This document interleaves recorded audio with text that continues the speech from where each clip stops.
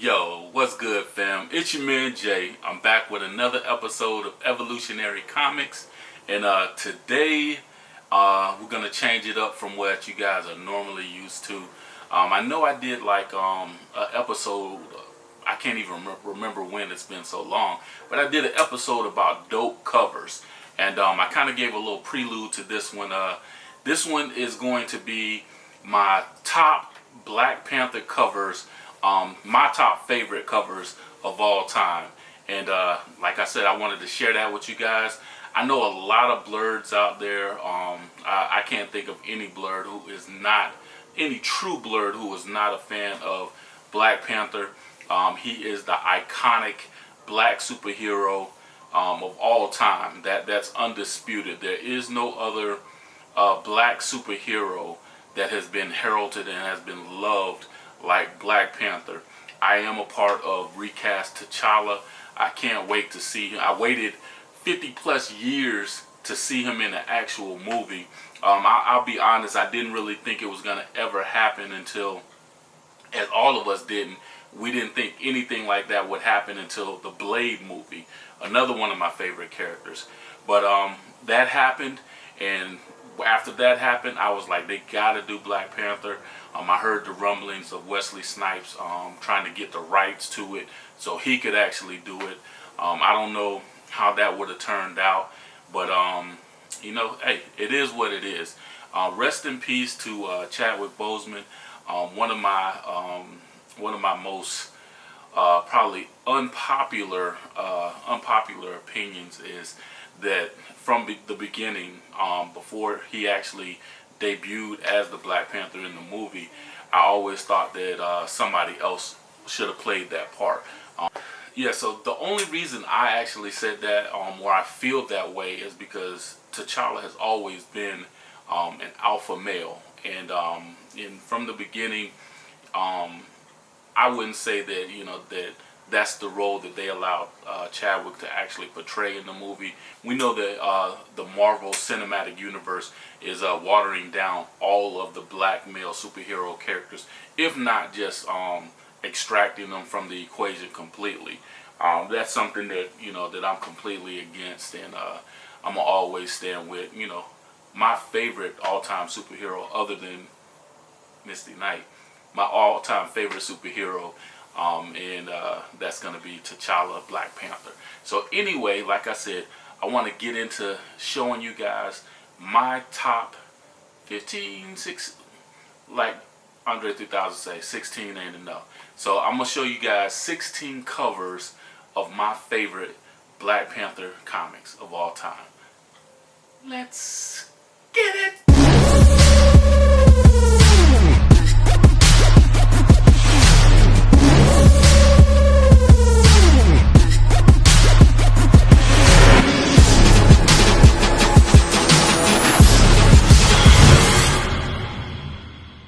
So my first cover, this one is the Ken Lashley 70th anniversary frame cover. This is volume 5, number 7. This one came out in October of 2009, and ironically, you know, after I said all that, I'm gonna show you guys starting off with a cover with Shuri as Black Panther. But Shuri, the comic book Shuri, is not like the movie Shuri. The comic book Shuri was a badass. She was about it. She was hot-tempered. She believed in taking heads. Like, you know, she wanted to kill a whole bunch of people. And I dig her. But this is one of the most fiercest looks that I've seen of Shuri in the Black Panther regalia. And this is one of my favorite covers because of just how dope she looks. And while the rest of the Marvel superheroes are looking on. So this is the Ken Lashley 70th anniversary issue, or cover, like I said. But this is to start off at number 16. Alright, so next up at number 15, this one is a more up-to-date one, but this is the Ultimate Black Panther. This is from 2024, this year. Just bought this not too long ago, a couple weeks ago, but this is the Stefano Caselli Incentive Virgin variant. This is the 3rd printing, and there she is. And the reason why I like this one is a lot of dope Virgin covers like this, but I'm a fan of Moon Knight, and You know, I like the way the moon looks in the background, but I think this is a beautiful cover. As always with these comic books, the biggest thing for us, you know, as far as just the aesthetics, are the covers. You know, that's what attracts us to it. When you see the cover on the shelf, that's gonna pull you in and make you want to know a little bit more about the book. So yeah, that's my number 16. All right, I'm sorry, I said number 16. That's my number 15. Going on to my number 14 cover. This is also a newer cover. This is the Volume 9 series.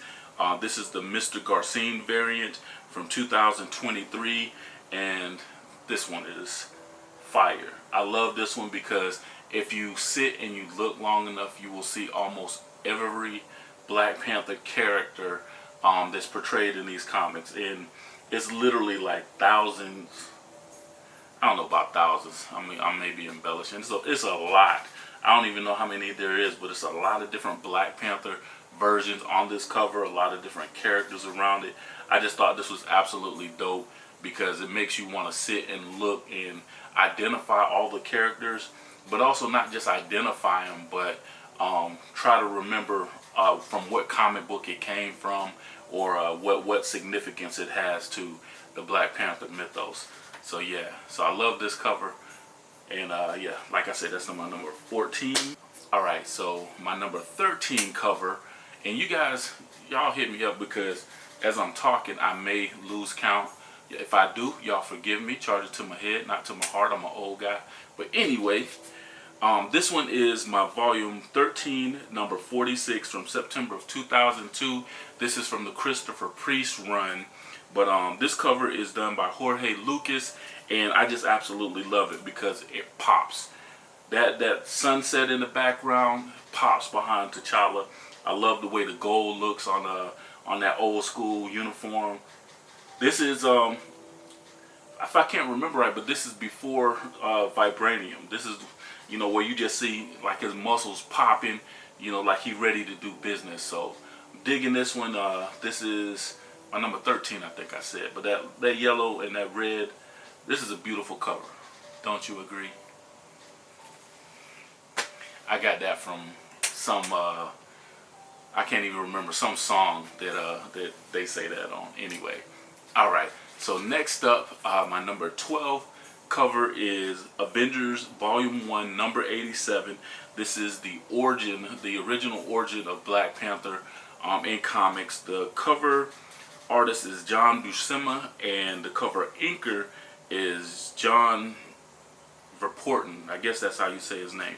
But this one is from 1971, and almost like the other one, this is one that I picked up because not only just the key, but that color, that yellow pops. That yellow is serious, and I just dig that. So it says revealed at last the origin of T'Challa. So yeah, this is Avengers number 87. Y'all dig it? Yeah, I thought you would. I know you would.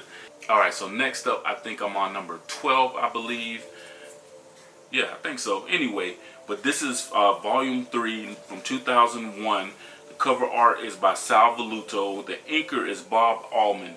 And I include the inkers where it states it, simply because the people that actually draw, you know, do the penciling, that's one thing. But the inkers, they play a vital role as well. And like I said, with the last two covers, how the covers were popping with that color and everything.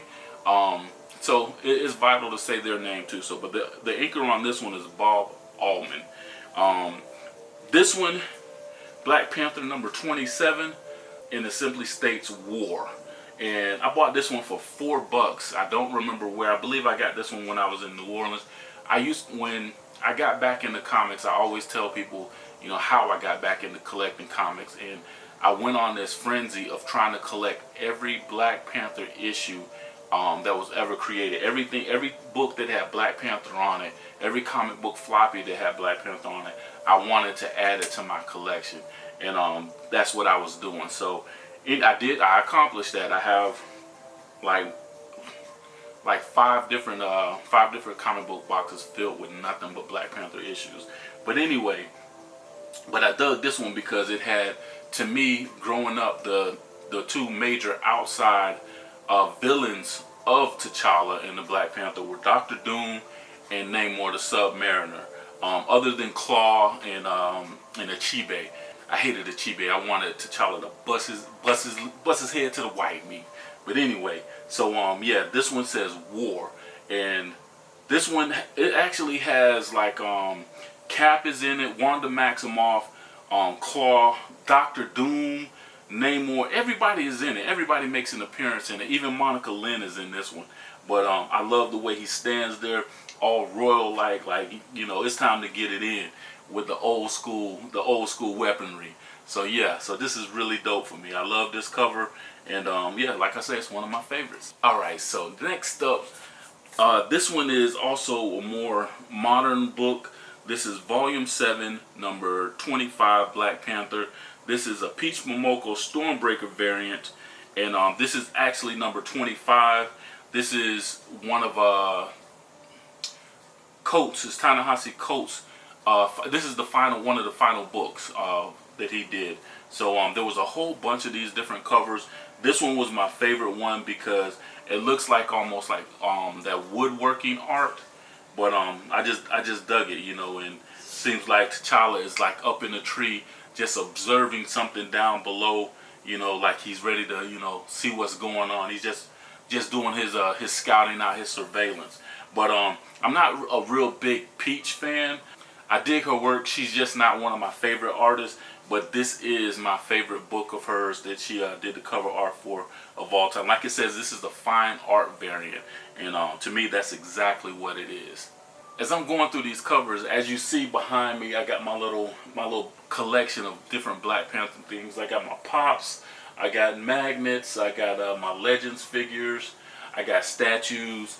I have a statue here that my wife actually bought me like 6 or 7 years ago that I've never displayed. It's in the box still until I get a glass case for it. I'm not going to take it out. I may take it out and look at it, but I'm not going to display it until I get that glass case for it, so I can do my Hot Toys, as you see Killmonger back there. But you know, I don't know if you watched my videos before, but I got a little fur baby grandson named Escobar who's sitting over there looking out the window. But I don't want him to be in a position where he can knock anything over. He can knock some of this stuff over because it's, you know, it's easily replaced. But the statue is one of three. There's only 3,000, and it was, she ordered it from somewhere, but it came from Tokyo, Japan. So anyway, all right. So moving on to my number 9 cover, favorite cover of all time.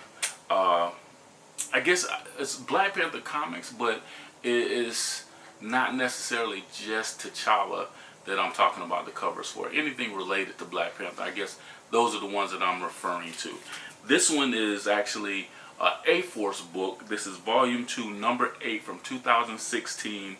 This is the 50th anniversary cover celebrating the creation of Black Panther T'Challa, making his first appearance in Fantastic Four issue number 52. You know, when he kicked it with the Fantastic Four or whatever. But this one is special to me because I don't know if how many people out there have actually read like the majority of Black Panther comics, but if there was a time where Shuri died, and I believe it was Proxima Midnight, from, you guys remember her from the movie. Proxima Midnight actually killed Shuri, but she was dead and she went to the Djala. I think that's how you say it, the Djala. Anyway, that's what she was. And you know, T'Challa is not like, you know, he's, you know, that's my sister, that's my baby sister. So him and Manifold, they put their heads together, their technology, and you know, whatever mysticism that they had at their will to bring her back from the dead. You know, but when she came back, she had more powers. But this cover is something to reflect that, and it exemplifies that. And I thought this was super, super dope. But as you see, this is like, you know, I don't know how many of y'all know about this cover, but this is one of the dopest covers. And as you see, that's T'Challa's hand reaching down to help her, to pull her out from from the dead. You see the skulls and everything reaching out, grabbing her. See the anguish in her face, you know, trying to really get up out of there. So this cover is always going to be one of my all-time favorite. And the craziest thing is, when I saw it, I didn't really, I saw the cover, but I didn't know what book it was from. I didn't see the A-Force. So I was going crazy trying to find it, looking like through all the different Black Panther titles. And I don't know, somehow I came across it. I don't even remember where I bought it from, but I haven't seen another one. I want another one. This one actually would grade out at probably like a 9.4 to a 9.6. So I'm excited for this one. Alright, so next up is my number 8 cover. This is from the Most Dangerous Man Alive series, or the Most Dangerous Man Alive run of Black Panther. This is when T'Challa goes to Hell's Kitchen. He goes to protect Hell's Kitchen for Daredevil. I'm not sure, I can't remember where Daredevil had to go, but he had to go off somewhere, and T'Challa was doing him a favor. So this is from September of 2011. The cover art is done by Patrick Zurcher and Andy Troy. And like I said, this is the David List run, but there's a lot of shirts that I see that have this particular cover on it. It's absolutely dope. That red pops, and it's a simple cover, but it's very dynamic. And you see how like it almost looks like that's a panther shadow, or it is a panther shadow. You see the whiskers and everything. But yeah, I love this cover. This is iconic to me. I actually have a shirt like this, and yeah, it's one of the absolutely beautiful cover. What you guys think? Alright, so my number 7 cover, it's almost like this was a series of different covers, but I absolutely love it because one of the reasons that I was attracted to the Black Panther character when I was younger was because of the Black Panther Party. Stan Lee and Jack Kirby came out and they said that they didn't really have any affiliation to each other, but we know now that the X-Men were kind of based off of some things with the Civil Rights era, especially with Magneto and Professor X, like Malcolm and Martin. So, you know, you get that kind of, I don't even know what you want to call it, the similarities. I can't think of the word that I want to use. So, but anyway, the whole Black Panther Party and what they stood for, and I loved how the reflection of that kind of played out in comics. A lot of these people out here talk about woke this and woke that. Woke, please, y'all stop using that word woke, because number one, the origination of the word woke just meant aware. You're socially aware of yourself, politically aware of your surroundings, things of that nature. Now they have it weaponized to where woke is something like a bad thing, you know, to say about people. And I don't care what any of you anti-social justice warrior people want to say or anything like that. I've been woke because I'm educated, and that's the woke that I am. So anyway, people always talk about they don't like politics in comics, but you know, and it was always politics in comics, because the next books I'm going to show you are from the 70s, and it is more a social political type thing. If you don't understand it, go to school, you know, study some history.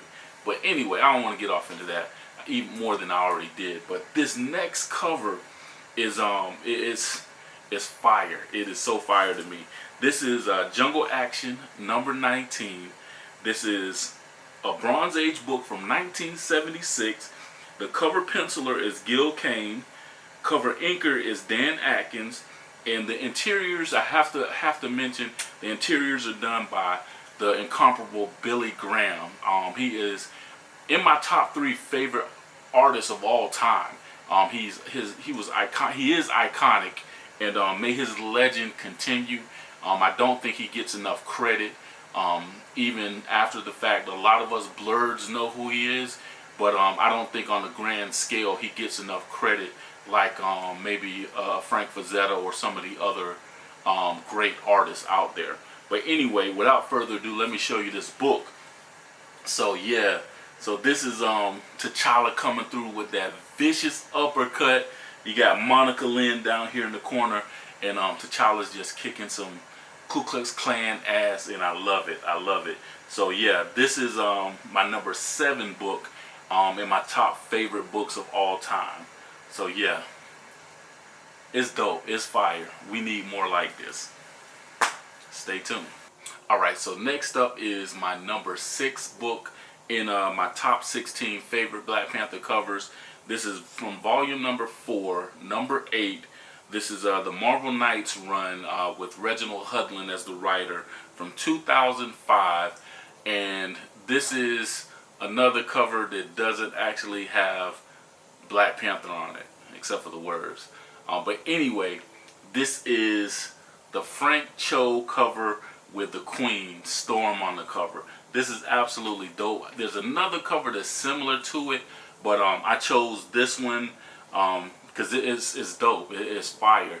It of course, it's Frank Cho. But another reason why I chose it because as you see, it's from the Wild Kingdom run, or that storyline of Wild Kingdom. This is the second book in that particular series. In the interiors, and I'm trying not to let the interiors affect my opinion as far as going through the top 16 favorite covers. But anyway, this is one time that it actually does, because this is I'll say this: I don't like Wolverine. He is my least favorite Marvel character, superhero of all time. And I know a lot of people love him, and I hear all this other stuff about him. That's fine. Everybody has their favorites. Everybody has whatever. I personally don't like Wolverine. One of the reasons why I don't like Wolverine, Logan, whatever you want to call him, is because he and Storm had a fling. And I'm always dislike him for that. So call me petty, call me whatever. But in this particular issue, the X-Men, Storm and some of the other X-Men, they come into this room where T'Challa is actually interrogating and beating the snot out of a villain. He knows what he's doing. They come in and they're trying to put demands, saying, "Hey, you need to stop, and explain this to us or whatever." And he's telling them, he back off. He know what he's doing. And Wolverine is always hot-headed. He always got to be the first one to run up like he gonna do something. And T'Challa had to toss him aside like a little rag doll. So that is why I absolutely love this particular issue and this particular cover, because it is fierce. And if you love Queen Storm, you're gonna love this cover too.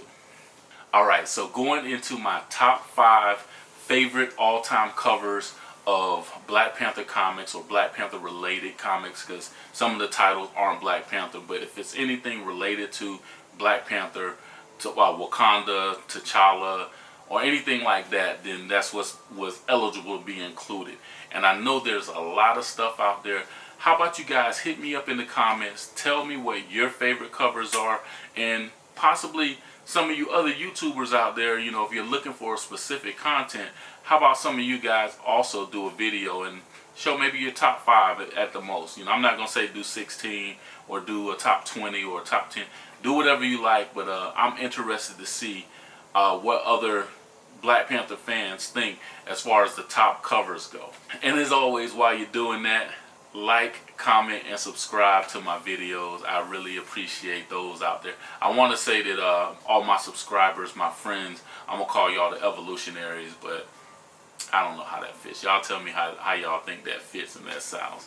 And every YouTube channel has something that they call their subscribers and everything like that. I just say y'all some dope people that like hearing me talk, and that's always a plus for me. But anyway, going into number 5 on my top 16 favorite Black Panther covers, and this one is also a jungle action cover. This is from 1976, Bronze Age goodness. The writer is Don McGregor, and this particular cover artist is, like I said, in my top 3 favorite of all time. This is done by Mr. Billy Graham himself. And this is Black Panther, Jungle Action Black Panther number 21. And like I said, from 1976 has some bangers as far as Black Panther covers go.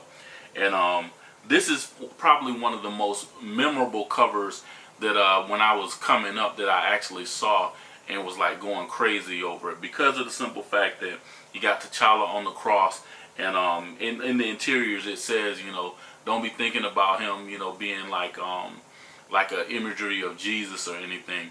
it's, you know about the 60s and you know about the 50s and the 40s and how the Klan used to do black people back in the day, burning crosses in your yard and everything. That is what I related to, and even though I wasn't born in the 50s and 60s, but I related to it from history and understanding history, and just to see him break the ropes and break off of the cross and get up out of there, so they couldn't do any more harm to him. So this is why this is, as far as these go, this is my favorite, one of my favorite covers. This is why it's in my top 5. I absolutely love this cover.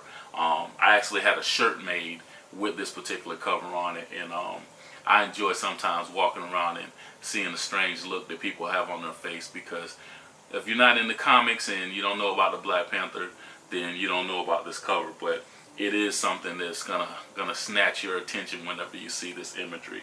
So yeah, and it's done by Mr. Billy Graham. Shout out to Mr. Billy Graham's family and everybody affiliated. So yeah. All right. So next up is another Jungle Action cover. This is Jungle Action number 23, and just like 21, it has some affiliation with a shirt. So I have this particular shirt that I've had the shirt for like 25 years. I still have it. It's in my closet. I don't wear it anymore, of course, but yeah, I've had it for like over 25 years. Don't remember where I got it from, but this is the iconic John Byrne cover, and this one had been my favorite, one of my favorite. I'll say this was my favorite cover for a very long time, and then it kind of filtered to some other ones as well.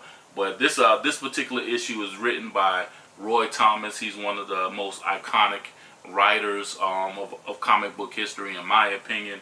But this is absolutely dope. It's a beautiful cover.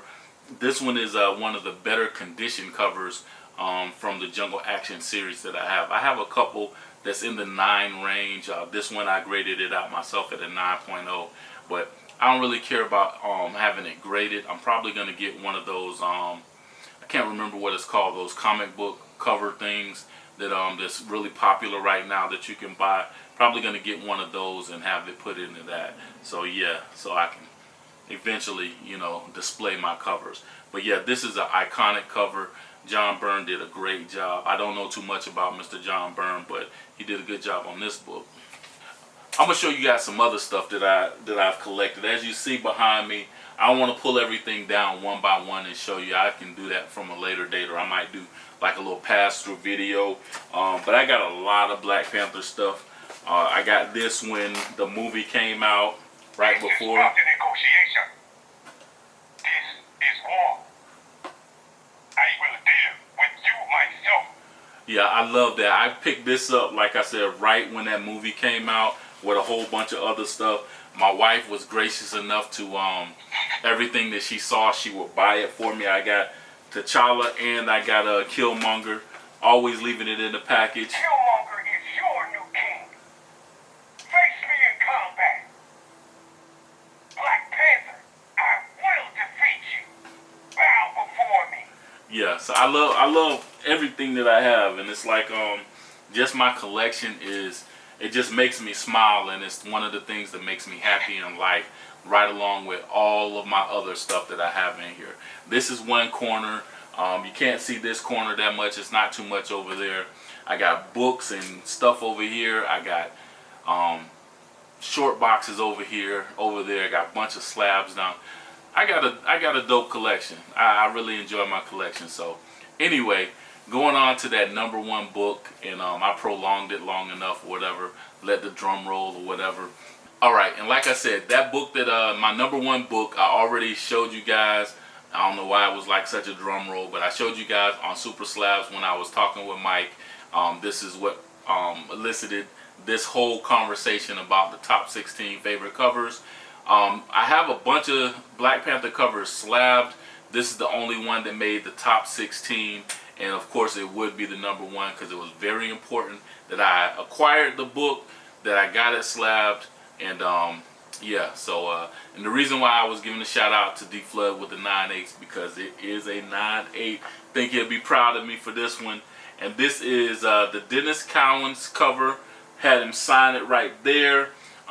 This is the 50th anniversary cover, and this cover is a homage to Frank Frazetta, and he's one of my favorite artists as well. I love his work.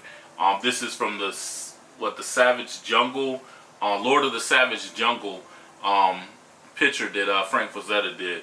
But Dennis Cowens, I guess he's a fan as well, and he did this cover. He signed it, and as you see, the clan is clamoring for T'Challa, and I can't. Every time I look at this picture, I always think of that poem, "Still I Rise." So that's what I'm gonna call it, the "Still I Rise" cover, because he's rising up out of adversity, hate, and whatever. And as we've gotten to 2024, we know that it's just not the Klan who's wearing hoods these days. So anyway, this is it's an Al Ewing story. That don't matter because this is strictly a cover buy. When I purchased this one, it was all about the cover. I'm actually looking for a couple of more just so I can have them, whatever. But in fact, I would probably get those slabbed and have them strategically placed in different places in my life. Probably have one in my studio, one in my office, stuff like that.